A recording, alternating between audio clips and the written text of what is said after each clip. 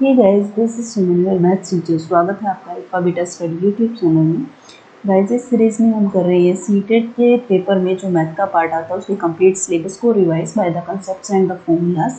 And CTET के इस math के पार्ट के सिलेबस को मैंने 6 पार्ट में डिवाइड किया है। Number system, algebra, ratio and proportion को हम पहले ही कंप्लीट कर चुके हैं, जो कि इसी प्लेलिस्ट में मैंने वो सभी वीडियोस दी हुई हैं।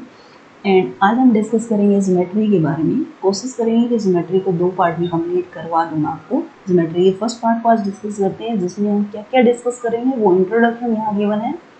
ज्योमेट्री से रिलेटेड जो टर्म्स हैं हमारे पास वो हमें पता होना चाहिए, क्योंकि ज्योमेट्री में जो जो टर्म्स यूज होंगे उनके बारे में हमें पता होना चाहिए। Then angle, classification of angle, properties of angles के बारे में डिस्कस करेंगे। सो टर्म्स हमारे पास हैं क्या, देखिए। फर्स्ट ऑफ ऑल, प्लेन क्या होता है, जैसे कि वॉल है, ठीक है। इसका एक एग्जांपल मैं आपको दूं तो वॉल हमारे पास इसका बेस्ट एग्जांपल है। ओके, टेबल है, दैट मीन्स अगर रूम हमारे पास है, ठीक है, एक रूम हमारे पास है तो इसके 6 प्लेन्स होते हैं। ऐसे ही प्लेन, दैट मीन्स ये हमारे पास फ्लोर है वो प्लेन का काम करेगा, ये 4 वॉल्स हैं वो हमारे पास प्लेन का काम करेगा। कंप्लीट रूम प्लेन नहीं होता गाइस। मैं कह रही हूँ कि जस्ट ओनली हमारे पास क्या होती है, ऐसा प्लेन जिसकी लेंथ एंड ब्रेड्थ की हो। जैसे कि वॉल, एक वॉल की हम बात करें तो वो हमारे पास क्या होगी, प्लेन होगी। और जनरली इसको फिगर से डिनोट किया जाए ना तो वो इस टाइप से डिनोट किया जाता है। ओके, अब हम कर्व की बात करें कि बिना पेन उठाए आप जो भी फिगर ड्रॉ कर लेंगे वो कर्व होते हैं। फॉर एग्जांपल, जैसे कि मैं आपको ये बना दूँ, ठीक है, एंड ये फिर हमारे पास कर्व है। एक क्लोज फिगर बिना पेन उठाए अगर मैंने बनाई है तो ये भी मेरे पास कर्व है। और ये स्टार अगर मैंने बिना पेन उठाया तो ये भी हमारे पास कर्व है। अब बात आती है पॉइंट की, कि पॉइंट क्या होता है। पॉइंट एक फुल स्टॉप जैसे होता है, ना ही इसकी लेंथ होती है, ना ब्रेड्थ होती है, ना हाइट होती है। और एक्चुअली में देखा जाए तो कुछ ना कुछ एक सर्कल होता है, मतलब कुछ ना कुछ डायमीटर या फिर कुछ ना कुछ रेडियस तो इसकी होती है। वैसे डिनोट किया जाए तो पॉइंट हमारे पास एक फुल स्टॉप जैसा नजर आता है, ठीक है। अब ये 3 कंसेप्ट है, इनको तीनों को एक साथ हम डिस्कस करेंगे। Line, line segment and tree. Draw करने में हमारे पास लाइन एक ऐसे नजर आएगी। ओके, लाइन सेगमेंट हमारे पास ऐसा नजर आएगा एंड रे जो है वो हमारे पास ये नजर आएगी। अब लाइन को आप दोनों तरफ से एक्सटेंड कर सकते हैं infinite many points. Okay, but line segment क्या होता है, ये जितना गिवन होता है उतना ही होता है, इसको एक्सटेंड नहीं कर सकते आप। जैसे कि 2 सेंटीमीटर का ये लाइन सेगमेंट आपके पास है।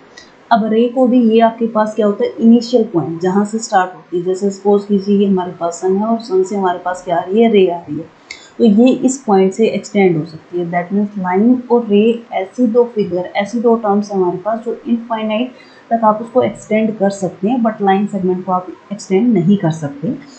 अब लाइन हमारे पास होती क्या है, देखिए। लाइन अगर आपके पास 2 लाइन गिवन है तो जस्ट ओनली वो सिंगल पॉइंट पे ही इंटरसेक्ट करेंगी। 2 लाइन सेगमेंट है वो एक पॉइंट पे इंटरसेक्ट करेंगी। अगर 2 पैरेलल लाइन है तो वो कभी भी एक दूसरे को इंटरसेक्ट नहीं करेंगी गाइस। अगर मान लीजिए कि एक लाइन दूसरे के ऊपर है तो ये इनफाइनाइट मैनी पॉइंट्स पे इंटरसेक्ट करेंगी। ये प्रॉपर्टीज होती है कुछ लाइंस की। नेक्स्ट हम डिस्कस करें कि एंगल क्या होता है। देखिए, जब हमारे पास 2 रे हैं और वो जिस भी पॉइंट पे इंटरसेक्ट करती हैं, 2 रे एक पॉइंट पे इंटरसेक्ट करती हैं, हमारे पास जो वर्टेक्स के साथ एंगल बनेगा वो हमारे पास क्या होता है, एंगल होता है। जैसे सपोज किया मैंने ये थीटा है तो ये हमारे पास एंगल होता है। कब होता है, जब 2 रेज इंटरसेक्ट करती है एक सिंगल पॉइंट पे और वहाँ जो एंगल बनता है उसको एंगल बोला जाता है। जैसे ये हमारे पास थीटा है एंड ये हमारे पास यहाँ थीटा है, ये हमारे पास थीटा है, ये थीटा है, ये थीटा है एंड ये थीटा है, तो ये हमारे पास है एंगल्स। अब एंगल से रिलेटेड क्या क्या प्रॉपर्टीज हमारे पास है वो हम डिस्कस करते हैं। कि एक्यूट एंगल हमारे पास क्या होता है, राइट एंगल क्या होता है। एक्यूट एंगल का मीनिंग होता है कि जो थीटा हमारे पास बिलोंग कर जाए किससे, 0 डिग्री एंड 90 डिग्री के बीच में बिलोंग कर जाए, उस एंगल को क्या बोला जाता है कि वो एक्यूट एंगल है। दैट मीन्स वो थीटा की वैल्यू 0 से बड़ी होनी चाहिए और 90 से वो थीटा हमारे पास क्या होना चाहिए, छोटा होना चाहिए, तो उसे हम बोलेंगे एक्यूट एंगल। अब बात आती है राइट एंगल की। अगर मान लीजिए कि हमारे पास जो थीटा है वो हमारे पास अगर 90 डिग्री का आ जाता है तो उसे हम क्या बोलेंगे, राइट एंगल बोलेंगे, ठीक है।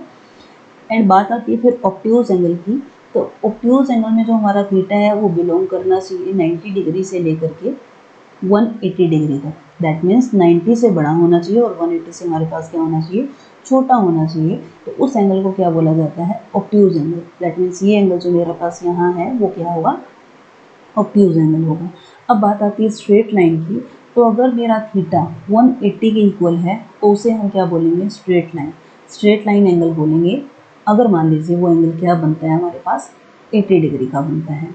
अब बात आती है रिफ्लेक्सिव की। अगर हमारा थीटा बिलोंग कर जाए 180 से जो बड़ा होना चाहिए और 360 से क्या हो, छोटा हो, तो उस एंगल को हम क्या बोलेंगे कि वो हमारे पास है रिफ्लेक्सिव एंगल।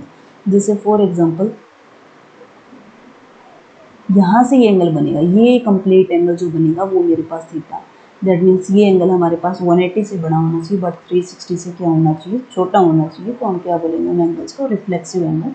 देन बात आती है कंप्लीट एंगल की। तो कंप्लीट एंगल किसे बोला जाता है, अगर मेरे पास थीटा 360 का हो जाए, एंगल 360 का हो जाए तो उस एंगल को हम बोलेंगे 360। दैट मीन्स ये कंप्लीट एंगल हमारे पास क्या रहेगा, थीटा। ओके, अब बात आती है बाइसेक्टर ऑफ एंगल। एंगल के बाइसेक्टर होते क्या हैं, देखिए अगर मान लीजिए ये मेरे पास है 60 डिग्री का एंगल, ओवरऑल ये एंगल मेरे पास थीटा जो है वो है 60 डिग्री का। अगर इसके बीच में एक लाइन में पास करवा दें, एक रे हम पास कर दें, ये जैसे सपोज कीजिए मैंने इसको नाम दिया POR एंड T, ठीक है, OT एक रे है मेरे पास जिसने क्या किया, POR एंगल को दो इक्वल पार्ट्स में डिवाइड कर दिया। तो हम क्या बोलेंगे, OT बाइसेक्टर है, OT बाइसेक्टर है एंगल POR का, ठीक है। अब इससे पहले जब मैंने आपको बताया था ना एंगल के बारे में, तो एंगल को देखिए डिनोट कैसे करते हैं ये भी आपको पता होना चाहिए। जैसे कि सपोज कीजिए POQ, ठीक है, तो एंगल को नोट करने की नोटेशन क्या होगी एंगल की, POQ इक्वल टू हमारे पास क्या हो जाएगा, थीटा या फिर 90 डिग्री। ये नोटेशन होती है, जिस एंगल की बात हो रही थी, जिस पॉइंट पे, जिस वर्टेक्स पे एंगल बन रहा होगा वो एंगल आएगा हमारे पास बीच में, सेंटर पॉइंट पे, ठीक है। अब हम बात करें ये हम बाइसेक्टर ऑफ एंगल की बात कर रहे थे, तो उसमें क्या रहेगा हमारे पास। अब OT ने क्या किया, बाइसेक्ट किया एंगल POR को। दैट मीन्स एंगल POR को क्या किया, बाइसेक्ट किया OT ने। तो क्या हो जाएगा, POR एंगल दो इक्वल पार्ट में डिवाइड हो जाएगा। दैट मीन्स एंगल यहाँ से POT, अगर मैंने POT की बात की है तो मैं सिर्फ इस एंगल की बात कर रही हूँ यहाँ से, ठीक है। वो एंगल इक्वल होगा किसके, एंगल TOR के इक्वल होगा। अगर ये दोनों एंगल आपस में इक्वल है तो हम क्या बोलेंगे, OT is bisector of angle POR। Okay, अब हम बात करें कम्प्लीमेंट्री एंगल्स के बारे में। तो ये कंसेप्ट है ना गाइस, हर पेपर में यूज होता है, हर पेपर में मोस्ट इंपॉर्टेंट कंसेप्ट है ये लगा लीजिए। कॉम्प्लीमेंट्री एंगल हमारे पास क्या होते हैं, अगर मान लीजिए दो एंगल की बात हो रही है x + y, अगर दो एंगल का सम हमारे पास क्या आ जाए, 90 डिग्री आ जाए, तो उन्हें क्या बोलेंगे, कॉम्प्लीमेंट्री एंगल। अब ये बोल दिया जाता है कि एक कॉम्प्लीमेंट्री एंगल इतना है या इतना है। तो यहाँ से अगर मान लीजिए मुझे x की वैल्यू निकालनी है तो मैं यहाँ से वैल्यू निकाल सकती हूँ x की 90 - 1, ठीक है। अगर दो एंगल का सम हमारे पास 90 डिग्री है, दैट मीन्स वो एंगल हमारे पास कॉम्प्लीमेंट्री एंगल है। सप्लीमेंट्री एंगल की अगर बात आए तो दो एंगल का सम हमारे पास क्या होना चाहिए, 180 डिग्री। तो वो एंगल हमारे पास क्या हो जाएंगे, सप्लीमेंट्री एंगल। जैसे फॉर एग्जांपल अगर मान लीजिए ये एंगल मेरे पास 30 डिग्री है एंड ये एंगल मेरे पास 60 डिग्री है, तो दोनों एंगल हमारे पास क्या है, कॉम्प्लीमेंट्री एंगल है। अगर मान लीजिए कि ये मेरे पास एक स्ट्रेट एंगल है और ये एंगल मेरे पास मान लीजिए 30 डिग्री है और ये वाला एंगल कंप्लीट मेरे पास 150 है, तो दोनों एंगल हमारे पास क्या होंगे, सप्लीमेंट्री एंगल होंगे। आगे हम बात करें एंगल्स की, कुछ प्रॉपर्टीज़ होती है, प्रॉपर्टीज भी मोस्ट इंपॉर्टेंट है। एडजेसेंट एंगल्स क्या होते हैं, देखिए गाइस, कोई भी एंगल हो अगर उसमें मुझे क्या मिल जाए, एक कॉमन वर्टेक्स मिल जाए और एक कॉमन रे मिल जाए, तो उन एंगल को हम लिखेंगे कि ये दोनों एंगल क्या है, एडजेसेंट एंगल्स है। अच्छा, लिखने का तरीका इसमें क्या होगा, ये देखिए, angle ADB and angle BDC, ये दोनों आपके पास क्या होंगे, एडजेसेंट एंगल्स होंगे। फिर बात आती है लीनियर पेयर ऑफ एंगल्स क्या होंगे, लीनियर का मीनिंग एक स्ट्रेट लाइन। अगर जो भी एंगल हमें बोलता है कि ये लीनियर पेयर ऑफ एंगल्स हैं, तो दोनों का सम आप चेक कर लीजिए। दोनों का सम अगर आपको 180 मिल जाता है तो वो आपके पास लीनियर पेयर ऑफ एंगल्स होंगे, ठीक है। अब तीसरी हम बात करें कि वर्टिकली अपोजिट एंगल हमारे पास क्या होंगे। फॉर एग्जाम्पल, जैसे मैं इसको नाम दे देती हूँ, AB लाइन है और यहाँ से CD लाइन है, ठीक है, और इसको हम दे देते हैं नाम PQ RT। ओके, अब हम बात करें कि इसमें वर्टिकली अपोजिट एंगल कौन से होंगे। अब AB एंड CD दो लाइनें आपस में एक दूसरे को इंटरसेक्ट किए हैं, तो ये जो एंगल है यहाँ से, ये वाला जो एंगल आपको नज़र आ रहा है और ये एंगल आपको नज़र आ रहा है सेम कलर वाला, तो ये दोनों एंगल ऑलवेज क्या रहेंगे, इक्वल होंगे। दैट मीन्स यहाँ से एंगल AOC इक्वल होगा एंगल BOD के, ठीक है। और यहाँ से ये जो ऑरेंज कलर का आपको नज़र आ रहा है, ये दोनों एंगल भी क्या है हमारे पास वर्टिकली अपोजिट एंगल है, तो ये भी इक्वल रहेंगे। दैट मीन्स एंगल यहाँ से क्या हो जाएगा, BOC इक्वल होगा किस एंगल के, एंगल AOD के। आप इसको AOD भी लिख सकते हैं, DOA भी लिख सकते हैं, बट बात है कि जिस एंगल की बात हो रही है वो एंगल बीच में आएगा, ठीक है। ये दोनों हमारे पास क्या हो जाएंगे, वर्टिकली अपोजिट एंगल हो जाएंगे। अब बात करें यहाँ से, हम वर्टिकली अपोजिट एंगल हमारे पास कौन सा इक्वल है। अगर सपोज कीजिए ये मेरे पास पॉइंट जो है वो O पॉइंट है, तो हमारे पास यहाँ से एंगल POR इक्वल होगा एंगल POQ। सिमिलर वे से यहाँ से ROQ एंगल इक्वल रहेगा एंगल POT। तो ये दोनों भी हमारे पास क्या रहेंगे, वर्टिकली अपोजिट एंगल। ऐसा तभी होगा जब दो लाइनें एक पॉइंट पे इंटरसेक्ट करें। अब यहाँ नॉट वर्टिकली अपोजिट एंगल, यहाँ क्या है, दोनों लाइनें एक दूसरे को इंटरसेक्ट होंगी ना, क्योंकि ये वाली लाइन फिर सीधी जाती है अगर इंटरसेक्ट करते, तो ये तो दोनों लाइनें थोड़ी ना, ये तो एक सिंगल लाइन है बट ये स्ट्रेट लाइन नहीं है, तो इसलिए हम ये बोल नहीं सकते कि ये दोनों हमारे पास क्या है, वर्टिकली अपोजिट एंगल है। अगर कोरस्पॉन्डिंग एंगल्स क्या होते हैं, जब देखिए दो पैरेलल लाइन होती है, यहाँ A is parallel to B and CD is transversal. Transversal का मीनिंग होता है कि वो कट करती है दो पैरेलल लाइन को, ट्रांसवर्सल।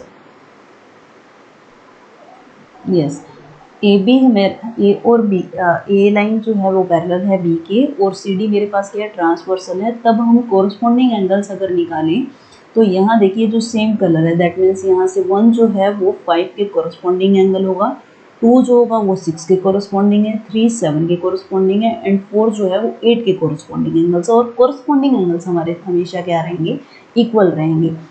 क्वेश्चन में गिवन होगा जैसे कि एक रेक्टेंगल भी गिवन है, ठीक है, और उसका एक मान लीजिए पैरेललोग्राम गिवन है, दोनों साइडें क्या होती है, पैरेलल होती है, और इससे एक डायगोनल है। तो यहाँ से हम क्या बात करेंगे कि इसके कोरस्पॉन्डिंग एंगल्स इक्वल होंगे, या फिर जो भी बात है इसके बारे में हम डिस्कस कर लेंगे, मतलब इसमें ये यूज होता है। तो यहाँ से कोरस्पॉन्डिंग एंगल हमारे पास क्या रहेंगे, 1 एंगल किसके इक्वल होगा, 5 के इक्वल होगा, एंड 2 एंगल हमारे पास किसके इक्वल होगा, 6 के इक्वल होगा, एंड यहाँ से 7 जो एंगल होगा, 3 जो एंगल होगा वो 7 के इक्वल होगा, एंड एंगल 4 जो होगा वो एंगल इक्वल होगा 8 के इक्वल होगा। तो ये सारे के सारे हमारे पास क्या होते हैं, कोरस्पॉन्डिंग एंगल्स होते हैं। नाउ हम डिस्कस करें कि अल्टरनेटिव इंटीरियर एंगल्स क्या होते हैं। तो यहाँ जब A जो है B के पैरेलल है और ये CD जो लाइन थी वो ट्रांसवर्सल है, तब हमारे पास अल्टरनेटिव इंटीरियर एंगल कौन से होंगे। यहाँ से जो 2 एंगल है वो 8 के इक्वल होगा, एंड 3 जो है वो 5 के इक्वल होगा, एंगल 2 होगा वो 8 के इक्वल होगा। अब बोलेंगे क्या इनको, अल्टरनेटिव इंटीरियर एंगल। 3 जो होगा वो एंगल 5 के इक्वल होगा, क्या बोलेंगे इन्हें, अल्टरनेटिव इंटीरियर एंगल्स बोलेंगे, ठीक है। अब बात आए कि एंगल A जो है वो 7 के इक्वल होगा, एंड एंगल 4 जो है वो 6 के इक्वल होगा, बट ये है क्या, ये है हमारे पास अल्टरनेटिव एक्सटीरियर एंगल, ठीक है। ये भी आपस में क्या होते हैं, इक्वल होते हैं। जैसे कि अभी मैंने आपको पीछे वाली स्लाइड में बोला था कि अगर मान लीजिए पैरेललोग्राम हमारे पास आता है, तो ये दोनों साइडें पैरेलल हैं और इसके बीच में एक ट्रांसवर्सल होगा, तो ये वाला एंगल किसके इक्वल हो जाएगा, इस एंगल के इक्वल हो जाएगा by the property of alternative interior angle. Okay, अब हम बात करें कि sum of interior angles on the same side of transversal. A line parallel है बी के और ये हमारे पास ट्रांसवर्सल है, तो इसके वन साइड पे जो एंगल बनती है हमारे पास, इन दोनों का सम हमारे पास क्या होगा, 180 के इक्वल होता है। दैट मीन्स एंगल 2 जो प्लस एंगल 5 होगा, दोनों का सम हमारे पास क्या होगा, 180 डिग्री होगा। सिमिलर वे से एंगल 3 प्लस एंगल 8 का सम भी हमारे पास क्या होगा, 180 डिग्री होगा। ठीक है, आई होप ये सीरीज आपके लिए हेल्पफुल होगी। If you like this video then please like, share and subscribe my channel. Thank you and have a nice day.